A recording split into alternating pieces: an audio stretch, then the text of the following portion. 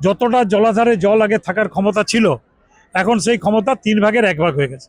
অর্থাৎ সামান্য জল যদি বিহার উত্তরপ্রদেশের হয়, ডাউন স্ট্রিমে যখন ওয়েস্ট বেঙ্গলের দিকে আসে, তখন সেই জল এই দুটো জলাধারকেই ছাপিয়ে গিয়েছে, এবং ছাপিয়ে গিয়ে তারা জল ছাড়ছে, এবং মানুষের মৃত্যু হচ্ছে, গবাদি পশুর মৃত্যু হচ্ছে, প্রচুর ফসল নষ্ট হচ্ছে, চাষের জমি নষ্ট হচ্ছে, এবং নদীর পাড় ভেঙে যাচ্ছে। অথচ কোনো ক্ষতিপূরণ এদের দেওয়ার কোনো নিয়ম নেই। ক্ষতিপূরণের ব্যাপারে আমরা যখন বলেছি, বলল স্যার 3 দিন যদি জল দাঁড়িয়ে থাকে তাহলেই আমরা ক্ষতিপূরণের যে ব্যাপারে ভাবতে পারি।